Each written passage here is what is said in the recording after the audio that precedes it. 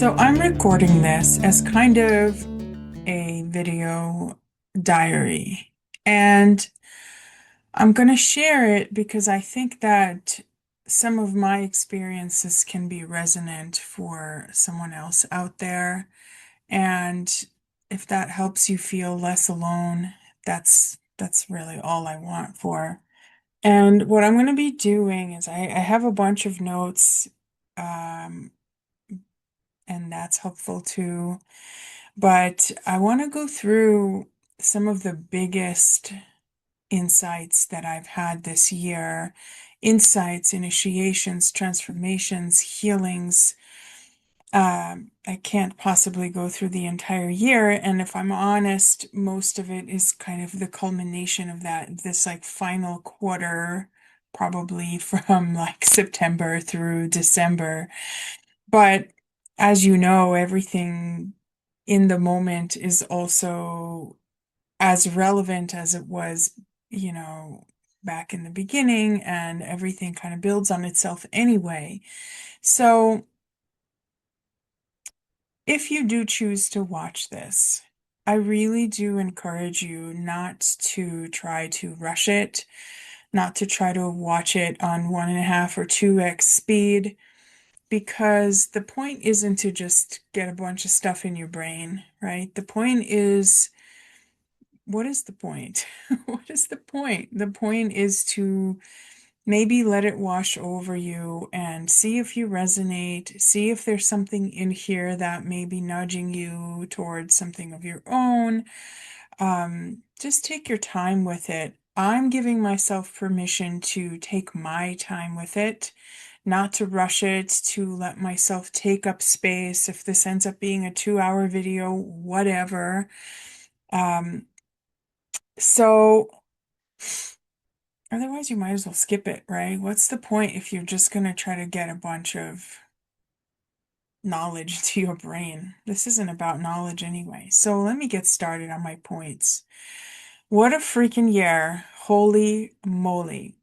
Numerologically, it's a 9 year, 2025 adds up to 9, which is the year of completions. And you look at the preceding 9 year cycle. And what happened for me 9 years ago is that I got my therapy license 9 years ago, 2016. I had started seeing clients in 2012 as part of my training, which is why I've had so many more years than 9 of working with people. But yeah, so my nose is itchy. Um, my number one, my first thing on my list is just kind of the biggest external thing, which is that I moved to Colorado with my husband John. I left the world of therapy at the beginning of this year in February is when we moved, is when I set the cutoff point for my clients, where I gave people 6 months notice. That was the end of the 6 months. That was when things were cut off altogether. And I knew something had to change in my work in a really big way because I couldn't exactly figure out why, but I wasn't fulfilled. I thought it might be because it was all on Zoom, but the thought of getting an in-person office back in Syracuse where we were living at the time just it made no sense. We knew Syracuse was a stopover at that point, and what was the point of trying to find and connect with people in person if we knew we were leaving anyway, right? Um, and so I was kind of stuck to working on Zoom, not stuck, what's the word? Just like that was the only option because the other option was to not work at all, and that wasn't an option. So, but anyway, something big had to change, and I didn't exactly have the clarity of how to proceed. I had a sense that I wasn't using all of my gifts and I wasn't fully embodying who I am in my online therapy work, but it wasn't just because it was online, right? I had worked in person for a few years before we moved out of New York City, and it was different, but there was still something missing, right? It's that like niggling feeling that something is off and I don't know why. And I just knew I had to make a huge change. And I cut off my therapy practice. We moved to Colorado, basically put up all of our belongings into a 20-foot U-Haul and drove for 4 days, and got ourselves here into Fort Collins. And the only thing that was left was to just keep setting intentions for more soul-aligned work, whatever that meant, right? I didn't exactly know what that meant. So something's like falling over in my room here. Oh, well, I could see it, but I'm gonna let it fall. So we got here, the altitude difference is 5,000 feet up here. Uh, it was intense. Just getting oriented. We knew next to no people here. John still does, has a couple of friends in the area, but one's in Denver, one's in Boulder, and we're in Fort Collins, and we don't have a car. That was the other thing too. We had to leave our car. We had to, because it was dying. The dashboard was lit up and it was going to cost us $3,000 to even see if it was what was wrong. And we just decided to uh, donate it to one of those tax refund places. And so we got here, kind of started trying to get our bearings. Very soon after we got here, John found his herbal program that he wanted to do that was really more about soul work for him and not, I mean, he fell in love with the herbs and he learned a lot. And that was like one of the layers, not to be dismissed or minimized, but only one of the layers. And then the deeper layers was his soul work.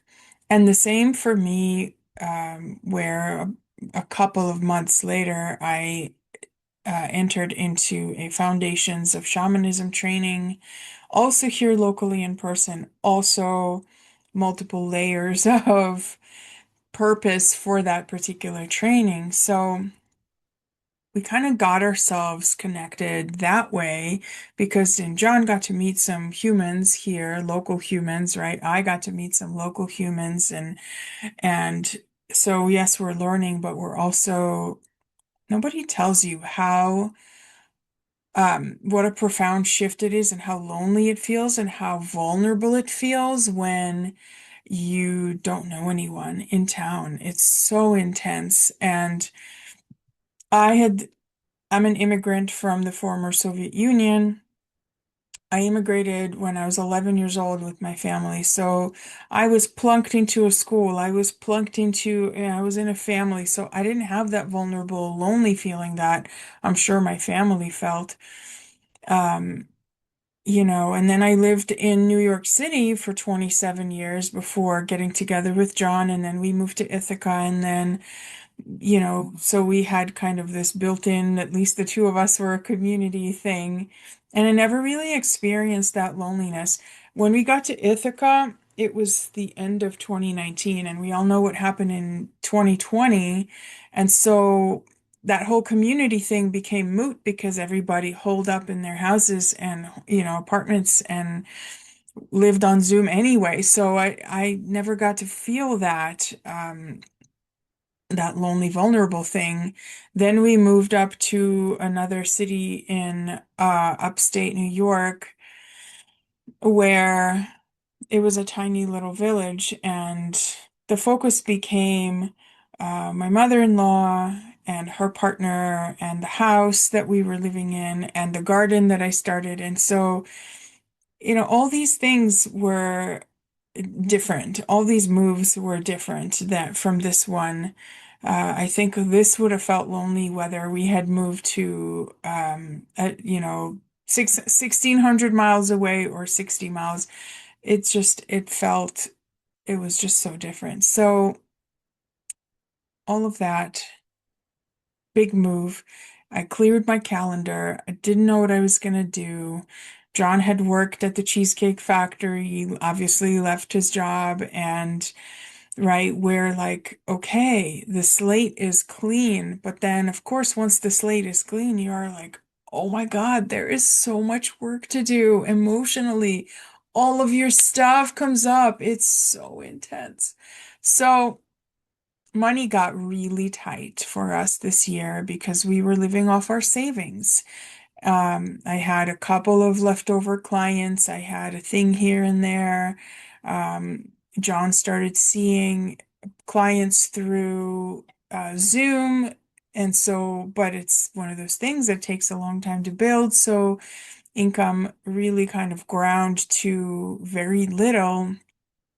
And when I started feeling that fear of what are we going to do or we're going to run out of money, I tried to go back into the therapy world. I asked a few colleagues if they had referrals, and then I even went to Headway, which is a company that credentials you with insurance pretty quickly. They have a platform, and you can get people who will have insurance that pays for their therapy. And I thought it was kind of a no-brainer, and they had decent rates. So I was like, okay, good. I don't have to fill my practice. I could just get a couple of clients just so that we can stop drowning financially. And what happened was nothing. Nothing happened. I was invisible in the world of therapy. I got no referrals from my colleagues. Nobody found me through Headway or Psychology Today. I just was invisible. And I think it was the universe, spirit, my higher self, whatever you want to call it, basically telling me, you're not going back. You can't. That silence that I got, that void, was basically saying, my energy is no longer that of a therapist, and that's why nobody can see me and nobody can, even find me. And so that took me into just, first of all, profound fear, of course, right? The old self is dying and I don't know what the new self is. And so it was just so intense, so difficult.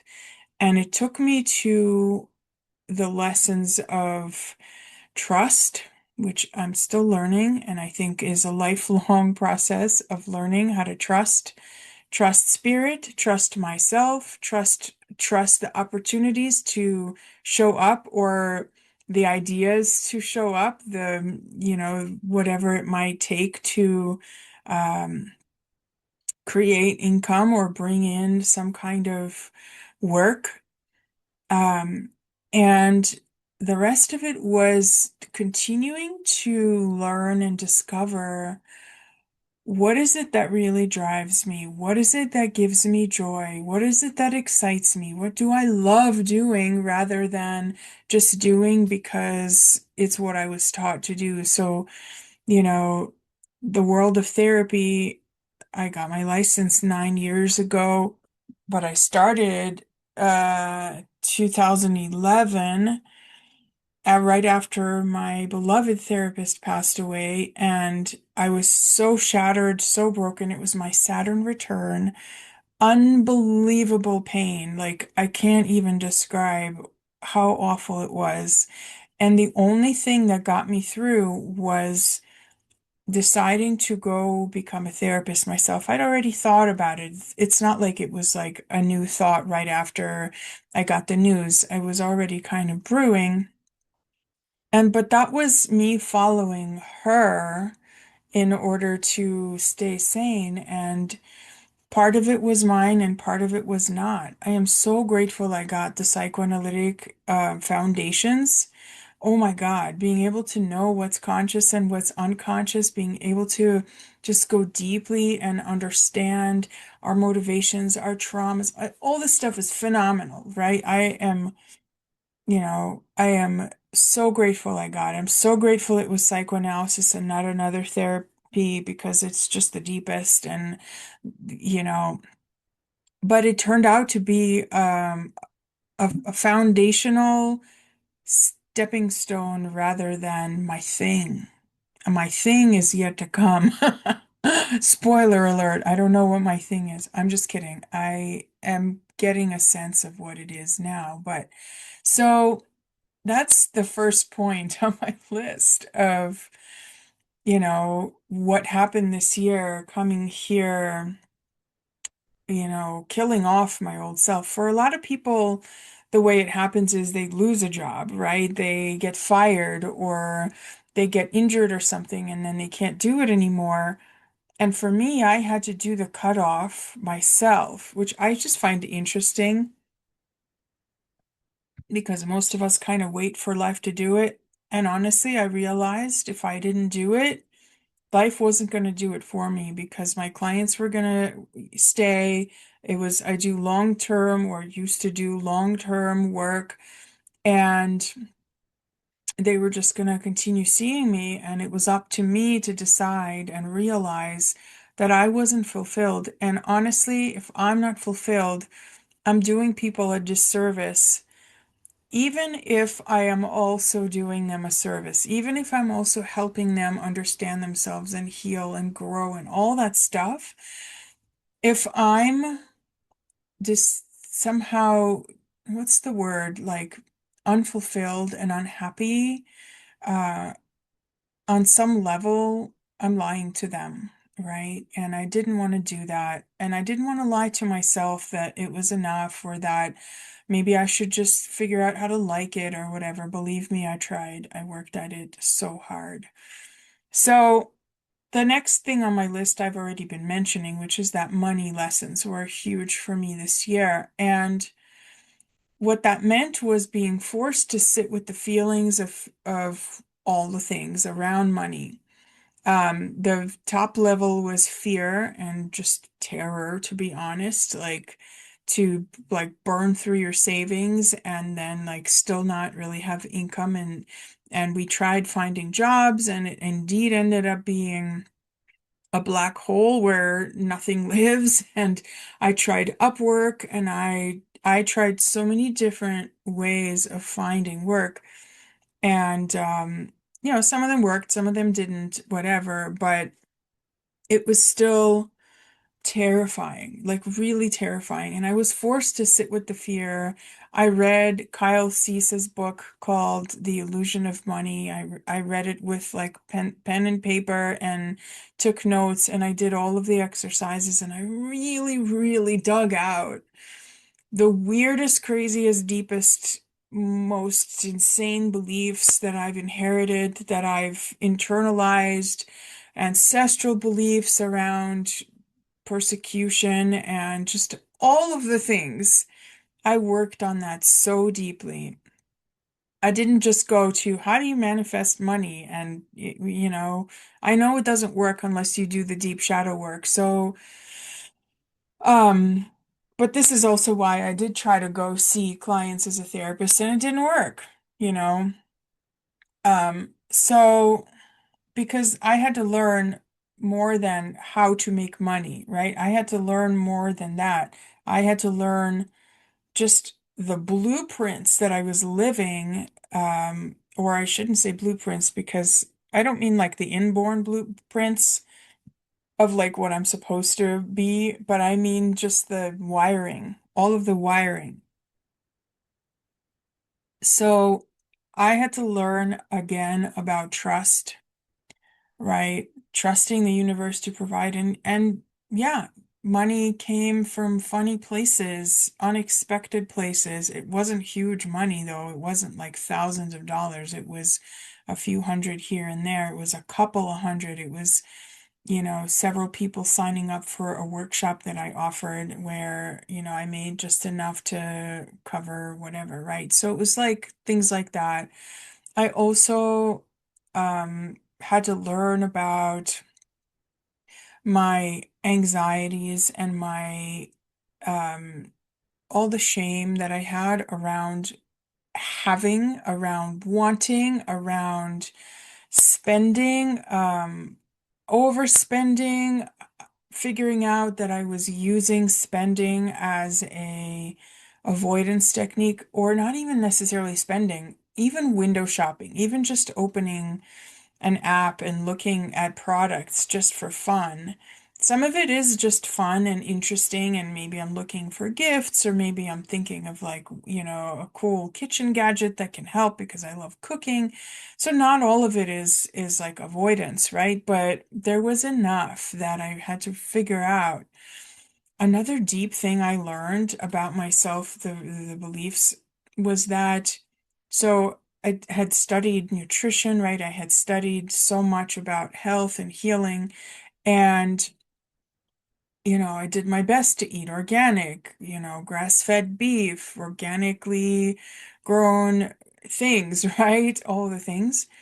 And when the money dries up and your options are, $2 a pound for conventional chicken or $10 a pound for grass-fed beef, you choose the chicken, or, a dollar or $2 for a whole thing of celery versus like conventional celery versus $4 or whatever it is, $3, $4 for a thing of organic celery, right? Your choices dwindle down to you need to eat, you need to choose things that you need to make your money last, right? So in that, I was reliving some of my family history where, and I know my mother has told me that when I was a baby, and my father had left us when I was like 10 months old. My mother had to raise me alone back in actually Tajikistan, and she would sometimes have only enough money to feed me and not eat herself. And so it was scarce. And back Soviet Union, right? Like former Soviet Union, um, things were scarce to begin with. And so my family had this whole scarcity thing built in, right? So I had internalized that and I was actually kind of living it. And that led me to a very, very deep feeling of empathy for my mom that I had not had before. I had sympathy for her, I had understanding, which was mental, but I had a lot of empathy. And actually, through this experience, I ended up really healing something very, very deep around that. It's making me emotional just thinking about it because of just how hard my mother had to work in order to survive. And so survival stuff. And I was really actually transmuting that energy. And the reason I say transmuting rather than just reliving and getting re-traumatized is because I was living it very differently. I was experiencing the scarcity and I was experiencing the fear and the deprivation, but my inner responses were very different from those that my mother had. And I know this because I still talk to her, and I know how she thinks and I know how she feels and I know her fears. And I was choosing very, very different inner states, and I was consciously wiring into my system gratitude and groundedness. I would go to the supermarket and I would feel um triggered is not even the word, but just like constantly activated. How much am I allowed to spend? Not allowed, like how much can I spend? How much do I even have to spend? Can I buy this or not? Is this too expensive? What can we eat? And I would catch it as I would walk through the store, and I would find a place in myself where I would say, this is safe. I'm okay. I'm gonna be okay. This is temporary. And it wasn't just a mental thing to talk myself through it. I would find it in my body. I would find it in somewhere in me. I would find it. And so rewiring that. And then also because I had to buy conventional celery and conventional everything, I started blessing the food. I started feeling so much gratitude. Oh, I didn't even, it's like, of course, this is making me emotional. Um, the gratitude that I developed over this was not coming from a place of this is the right spiritual attitude to cultivate. It was genuine. It came from my heart, and I would bless the chicken, and I would be so grateful for the celery, and not out of fear. Okay. I want to be really clear about that because it's really easy to be like, oh, thank God, I finally have something to eat. Yay. And it wasn't like that. We never went hungry. My mother is wonderful still and is very, very graciously offering us some financial support through food. So it wasn't coming from this fearful place of like, oh, thank God, I didn't think I'd have anything. And it was like I would just be with the celery, I would be with the chicken, and I would pray for it, and I would just really infuse myself with gratitude and joy rather than, okay, well, I have this celery. When's the next, can I buy more? When can I buy more? And right, like, I hope I'm making sense. I'm making sense to myself. And I want to move on to, oh, I wrote this in such a beautiful way. Now the conventional chicken and the non-organic celery are sacred to me, and I bless them because they bless me. It's just such a gorgeous way to think about it. They really are sacred.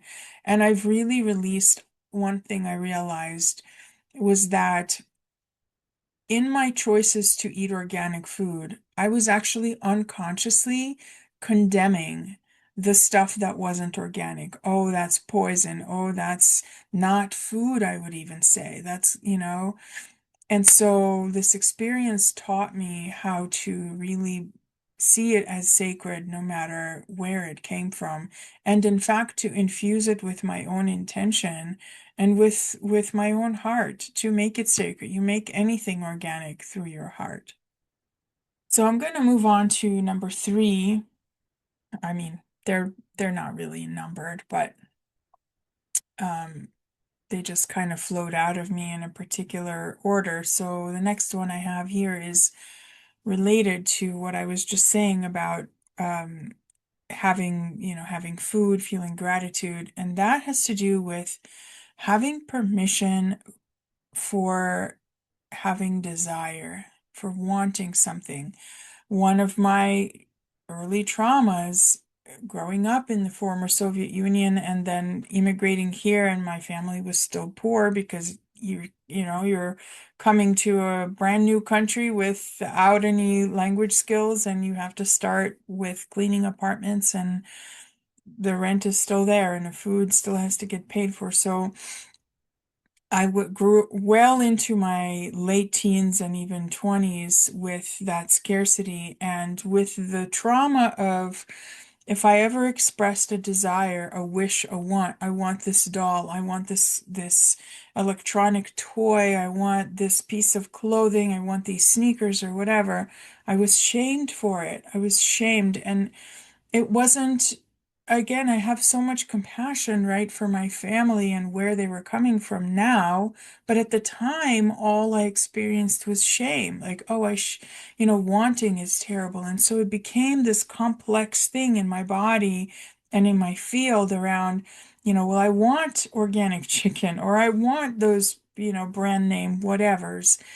But it was still laced with shame. And so, one thing that I have reworked this year is this permission, giving myself the permission to have desire, where it comes from on an authentic desire because it moves me towards something real, right? I don't just want the organic chicken because it's um superior in some kind of magical powers to conventional. It's because I understand how it was grown and I understand that those chickens had a better life and ate good nutrition and didn't grow up on top of each other. And, so the desire to have that organic chicken versus what I was saying before around like if this is what I'm able to have, I will bless the crap out of it.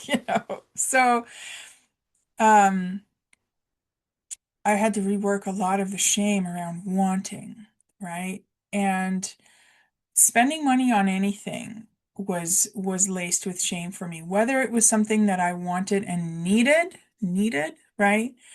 Or it was just a wish. Like I spent a bunch of money on diamond paintings once, not actual diamonds, obviously. If you know what diamond paintings are, they use these tiny little pixel-sized um, dots. They're called drills, and you place them. It's kind of like a paint by number, and it's very kind of tiny work, but you end up with really beautiful images. But and they're so beautiful that I just bought a bunch at one point. Think I spent like $600 or $700. This is like years ago.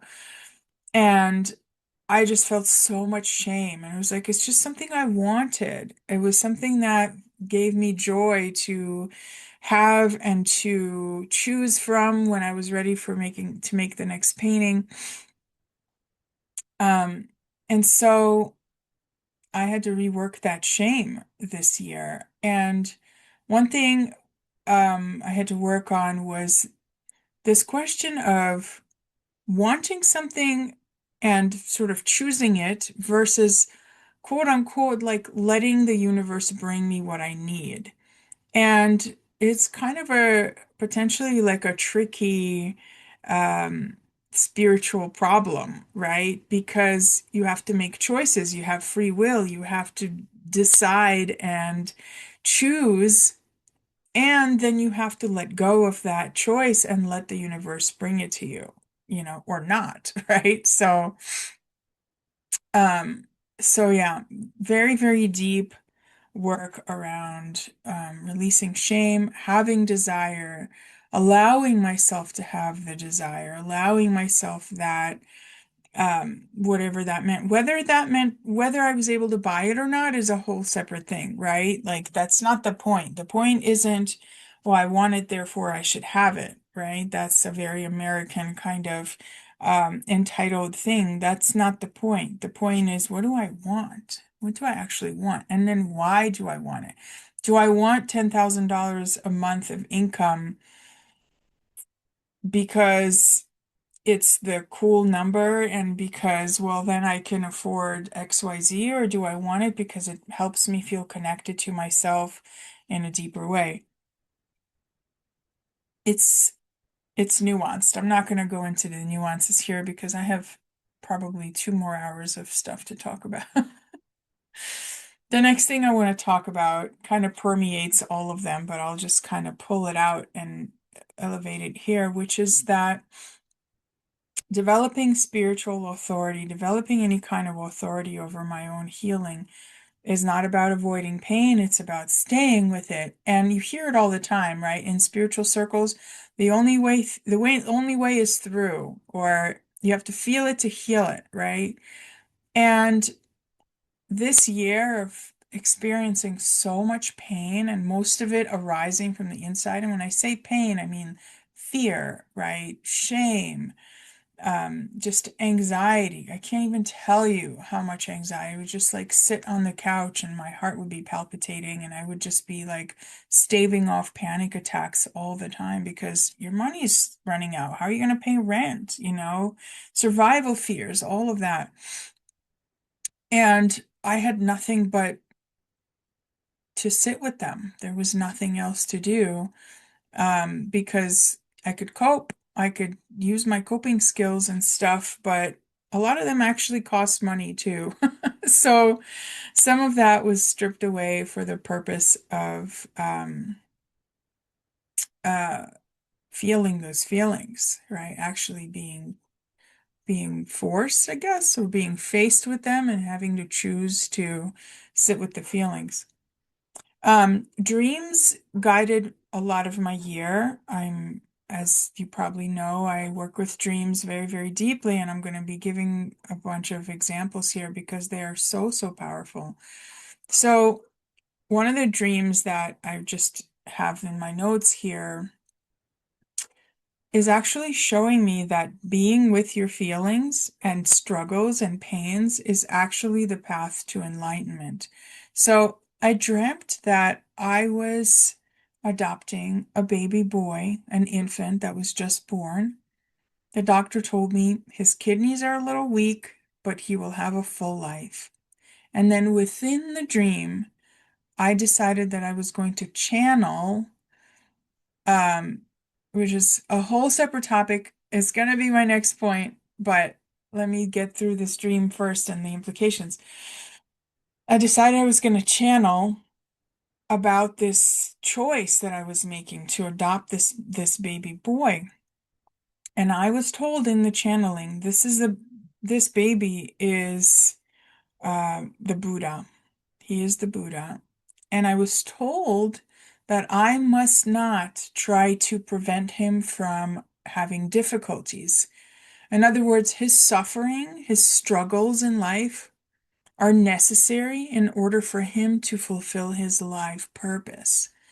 So, oh my God, right? And like, of course, the Buddha, right? How much suffering did he sit through and work through and release? And how, that's, I mean, that became part of the whole Buddhist, um, right, ideology and teachings around suffering and how there is suffering. And we say suffering is optional. And I do believe that the human evolution is actually moving in the direction where we can heal without the need for suffering. This is something I ponder all the time. Like, why does it take so much pain for us to actually do something differently and heal? Like, why? Why?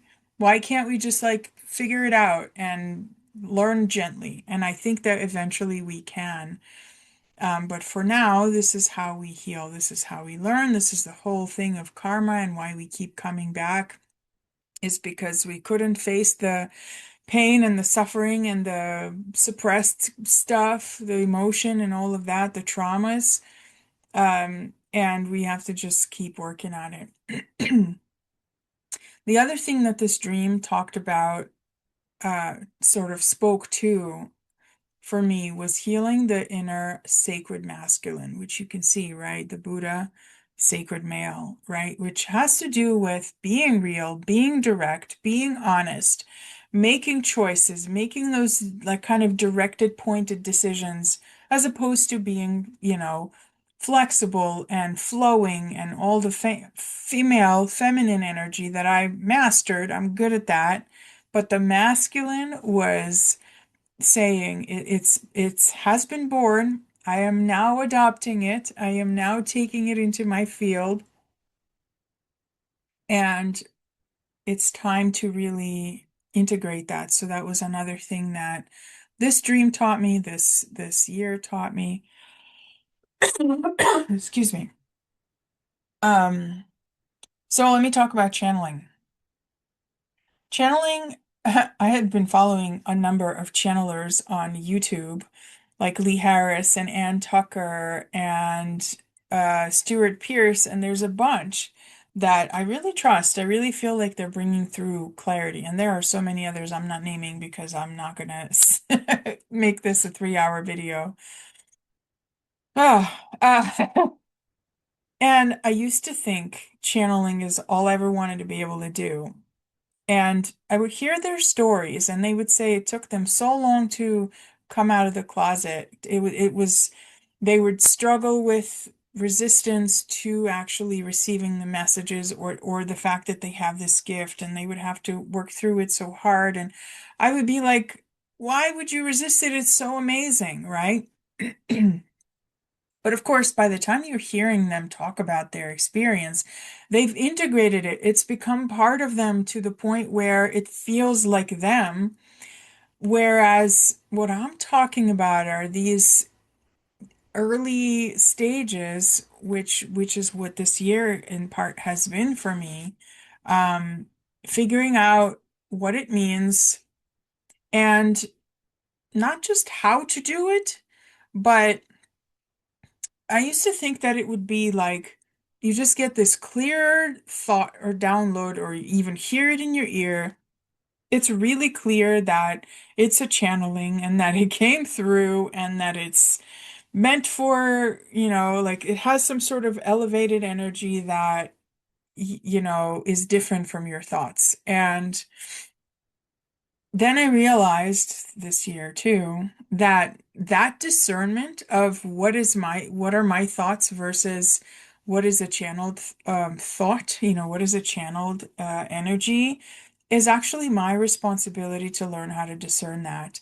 And what that means is learning how my ego works and what my thoughts feel like and sound like in my head versus what a channeled energy feels like. And now I understand why they all resisted because so did I, and I still am. It's a big deal. It challenges the status quo. The ego likes to be in control. It likes to be in the center. It likes to chatter. I'm a talker. I got so much to say, and I have so many insights that are kind of happening all the time, every day, all day long. And for me to say, okay, ego, that thing, you're going to be over here now. You're going to be off to the side while I bring through something other than my mind. And what a challenge. What a challenge. I have done a few channelings now, and I've started discerning the difference of when something is channeled, when something is elevated in some way versus when it's my thoughts. And the thing is, too, my thoughts are pretty smart.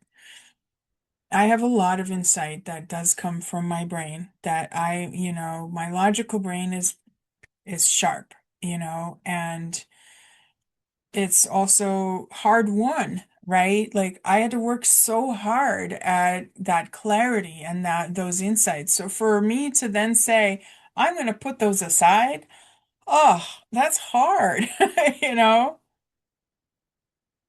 So, but, and also the first couple of channelings I did had to do with past lives. The first real one, John and I were walking around CSU, Colorado State University, and I got this sense of like channel, something for John wants to come through.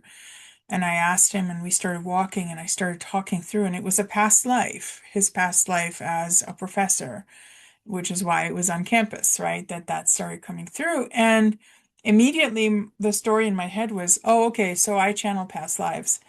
And that's only one thing. The second one I did, I was like, okay, I'm going to bring through a past life of my own and see what comes through. And it was very interesting.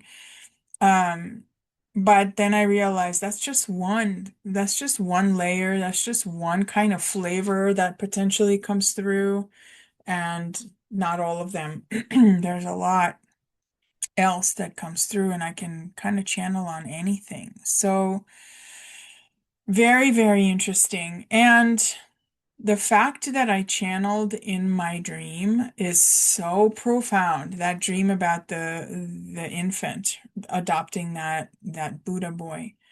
Um, because my dreams up until that point have been screaming about my channeling abilities. If you ever took any of my courses, you probably know what I'm talking about. The number two, showing up in dreams all over the place, right? Giant windows, which is like you're able to see through, right? What else? Screens, television screens, phones, right? All of these communication things.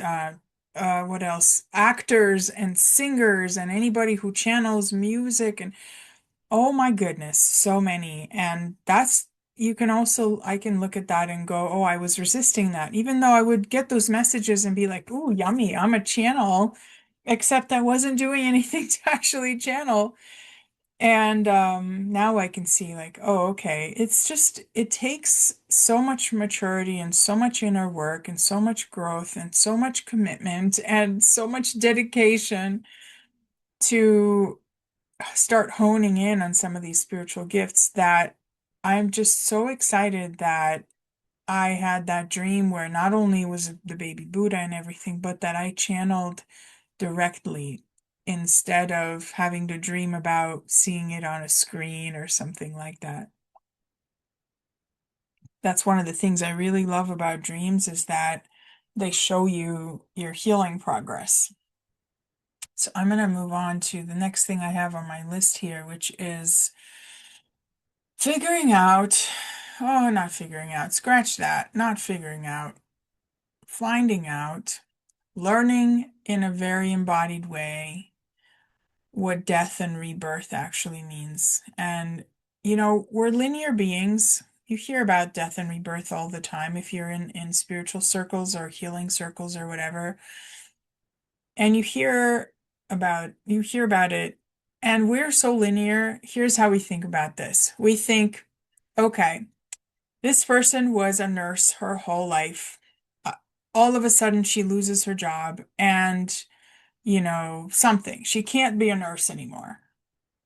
And she feels lost and she feels confused and she doesn't know, how to be and who to be. And then 6 days later, there's a phone call and she gets this opportunity, and all it all it means is, does she have enough courage to say yes to this new version of herself? And then bingo bango, she's done, she's a new person. That's how we think. That's what the movies look like, right? And the reality is that it's not linear like that at all. You don't fully die and then get fully born. You go back and forth. You go back to that part of you that is dying. There's a dying process. It takes a while. You go back to that. You go to the new version. You get some ideas. You get some inklings. You get some like little bits and pieces. And then you're like, it's not working because it hasn't coalesced yet, right? Like, and then you go back to the old. It's Oh my God, the uncertainty in that period, and I I've yet to, I don't know how long it takes. I don't know how long it takes. It's been months of this. Old me dying, new me being born, old me dying. Oh my God, hunches and ideas and tiny little like things, and oh, maybe I should try this, and you try this and it works and you're like, ooh, or it doesn't work and you go, ooh, you know.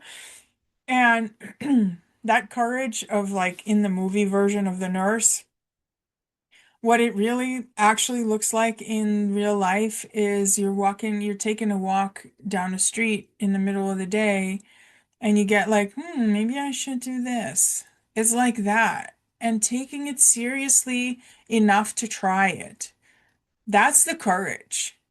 It's not like you get a phone call and you're like, I had one of those phone calls, by the way, where it was so obvious. A friend of mine called me and said, we need a mental health trained person to help us facilitate this plant medicine retreat. Yes, done. Easy, right? Not easy to prepare, but easy as in to say yes to. Super obvious, right?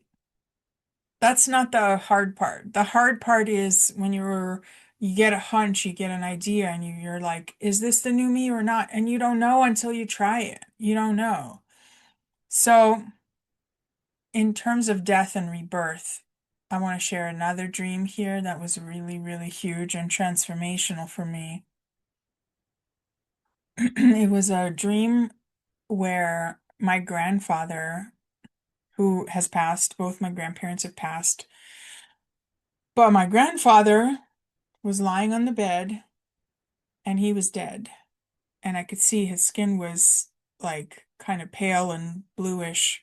My grandmother, who's also passed, but in this dream she was alive, she was sitting kind of almost on top of him or kind of over him on the bed, and she was kissing him like over and over and over, this fervent, she was acknowledging that he had died. It wasn't like she wasn't trying to bring him back to life. And by the way, this is not what happened in real life. In real life, she actually didn't even get to find out that he died for a couple of days. But in this dream, um, she was kind of kissing him goodbye, I guess. And my energy, I was watching this and I wasn't scared. I was honoring what was happening. I was honoring death without fear, with no fear. Another piece to this dream was this brief reanimation that happened. There were two scenes with the same thing. One was with my grandpa. So my grandma gave him a bunch of kisses and then kind of took a break and left. And my grandpa kind of like lifted his arm like this, even though he was dead. And I knew that it wasn't that he had come back to life. I knew that that was just like a brief little burst of energy right before the spirit fully leaves the body. And in the second scene of that dream, there was a young man who was probably in his 30s or so, who had also died and then came back, had that, like, not came back, but had that, like, brief reanimation. And I was talking to him in that brief moment. And I said, "What do you want to say? These are going to be your last words." And this dream was talking to me about legacy, right? What do and one of the things I'm going to mention later and talk about in more detail, but my gene keys is something that I started deepening into, and my life's work is number 28, which is like has the shadow of purposelessness, the gift of totality, and it's all about honoring death, looking death squarely in the face, acknowledging that it's there, acknowledging that it's real, and living life from that place of what do you want your legacy to be? What do you want your life to be about? What do you want, like, say it, do it. Like, don't waste time because you could be dead at 30, like this young man, right?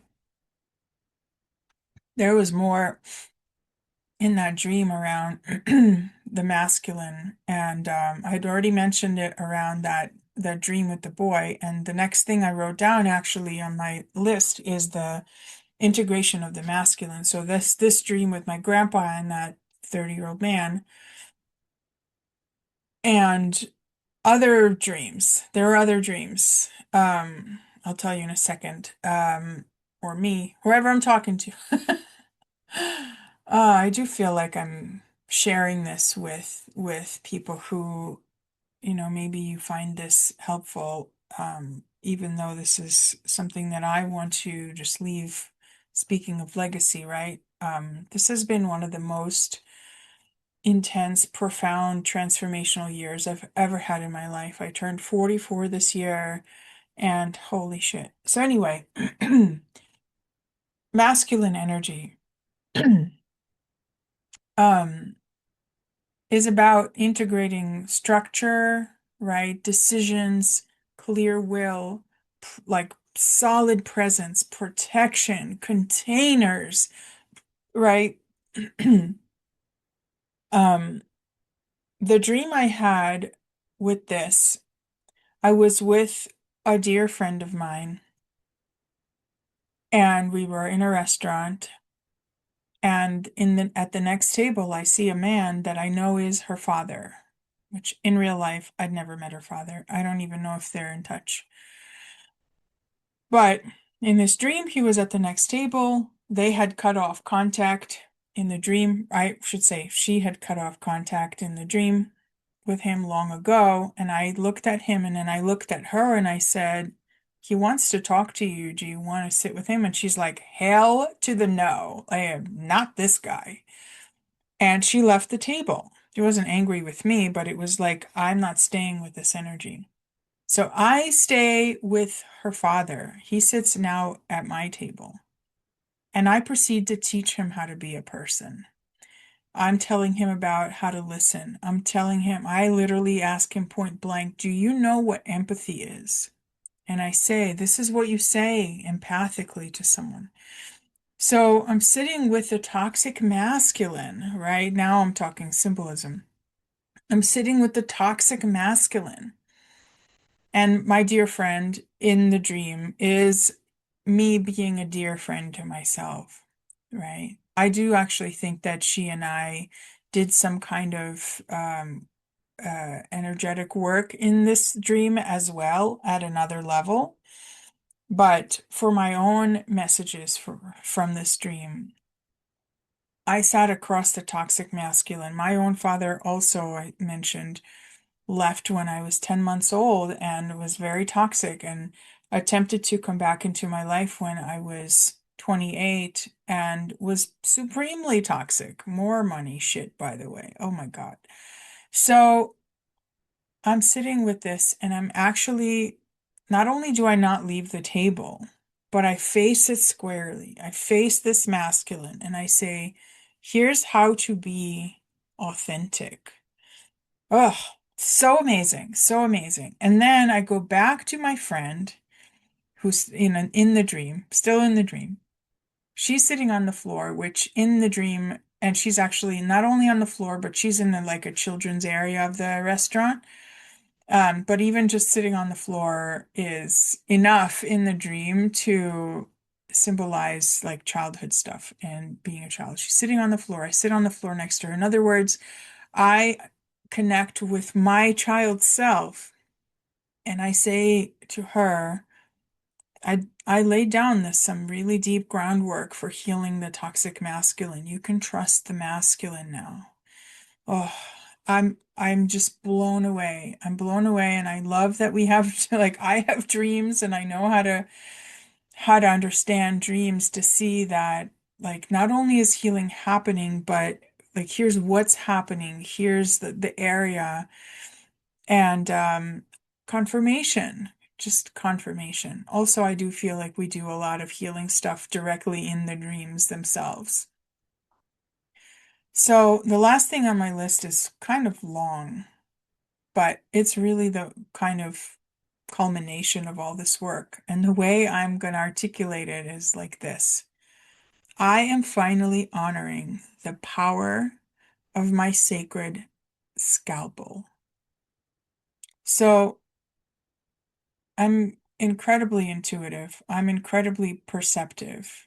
Um, I've had to name and recognize this year how piercing my perception actually is, and piercing not in a judgmental way. And I hope that's clear by this point, right? It's not about the fact that I can judge the crap out of people, but I can see through people's lies to themselves, through whatever behaviors they have that are actually designed to avoid themselves. I used to fear that awareness. I would soften it, I would shrink it, and I wouldn't even let myself be aware of it. And in the realm of therapy, you need a lot more softness than you need piercing, and I called it a sacred scalpel for a reason, right? It is cutting. Interesting story. When I started seeing my very first supervisor, who's also an amazing astrologer, Claudia Bader. Um, I started seeing her before I ever started seeing clients. I was so nervous. And when in our very first sessions, this is like literally before I even knew who my first client was going to be in my training, she told me, she's like, you're afraid of your aggression. That's the psychoanalytic way of putting that, right? Aggression, not as in, anger, but as in piercing, as in cutting, and the example she gave me, she said, you know, a surgeon can't be afraid to make a cut because that cut is necessary for this person's healing. And I didn't remember that until after I gave this medicine a title, the title of Sacred Scalpel. Anyway, amazing stuff. So the channeling, the dream medicine, the stuff that I can see in people's dreams and point out to them, the reflections, just all of the things, I've had to realize that they're not for everyone and they're not for every container. Um, but just because those things are true doesn't mean that they're not real or that they're not needed. And that's been such an enormous, enormous process for me. I've journaled about this, I don't know, hundreds of pages, like hundreds of hours, let's say. And in this year, I began building the containers that can hold this medicine, where people will come because they want the truth, because they're ready for the truth, not because they want me to just reflect back to them what a beautiful human they are. Sometimes that's the medicine too. And a lot of times, by the way, the dreams are saying, like, you're gifted in this way, and people don't want to hear that either. So you kind of like can't win for trying sometimes, but recognizing that, therapy has its place, um, working through gentle trauma work, and I still am very keen on that. But there needs to be room for the truth that I can bring. I was born with it for a reason. I have honed it for a reason. It would be like, what example can I come up with? Um, going to culinary school and learning these amazing recipes and amazing, delicious meals to make, and then eating ramen for the rest of your life. It's like, why would you learn? Why would you have this exquisite skill and then just decide, you know what? People don't really want exquisite, right? They want basic. And, right? So, how this kind of came through too is that I mentioned earlier that I was invited to co-facilitate and co-organize a retreat, and it's an ayahuasca retreat. I sat with ayahuasca one single time. I did sit with mushrooms in real journeys as well, twice. And those three, I sat with ayahuasca and wachuma, so that's two, and then two mushroom journeys. So over the course of 2 years, I've sat with medicine 4 times. So that's not nothing. But I'd realized that I was judging myself, that I wasn't qualified because I've only, of those four, ayahuasca was just one. And, do I have enough to offer people who are choosing to come sit with this particular medicine? And, I'm helping with integration. I'm also bringing my dream weaving skills, and I'll be hosting workshops in that retreat on dream work and helping people understand their kind of deeper stuff. And um, yeah, this is where I wrote about the gene keys too, and how, I don't know if you've ever looked at your gene keys profile, but that first number you get is your life's work, which is about, and I'm going to read this quote, your role, service, or mission through which your inner light meets the world, right? My number for this life's work is 28, which is all about meeting the fear of death and transmuting it. And um sorry, one second. I'm kind of screwing up my screen here a little bit. Um and am I qualified to help people process and grow and heal through their ayahuasca retreat? And the recognition that my sacred scalpel is ready regardless, right? Also, I know that once you connect with the medicine, it's in you forever. I feel deep, deep love for ayahuasca. Um, and I don't necessarily have to push myself to sit with it again before, or judge myself for not having sat through 20, 30 ceremonies. I'm not serving the medicine. In fact, I'm probably not going to be at all involved in the ceremony. I'm going to be part of it. I'm going to be in it, but I'm not going to be, responsible for anyone actually going through it, other than maybe to walk them to the bathroom or things like that. But um, how am I connecting this with the gene keys? Oh, just realized I was kind of racing because this is a lot. Um, I kept leaving careers. I got a bachelor's in computer science, And I left it pretty quickly when I met an acupuncturist and realized he was doing something real. He was helping people with actual stuff that they needed healing from. He was listening to them deeply, and I just jumped. I was 22, I jumped right in. And then after I got my license and I worked for a couple of years, that's when my therapist passed away, and I was so shattered. And I felt, even by before she died, I felt I had this feeling of, here I am trying to help people heal from stuff, but I can see, I already had the medicine even though I didn't know it. But I could see that they weren't dealing with stuff that was causing their ailments, even their sore knees and things like that. But certainly things like, overeating, or, their dizziness, their lack of sleep, insomnia, things like that. I knew that there were so much deeper things that they weren't looking at and working through, and they just wanted like a safe alternative to pills. And I was like, oh my God. And I was following the truth. I was like, I need to know how to help people. If I'm going to help people, I have to help them with the truth and not just help them get like a natural alternative to a drug. Okay, that's certainly better than drugs, but I was after the truth always. I'm a Scorpio as well. Um,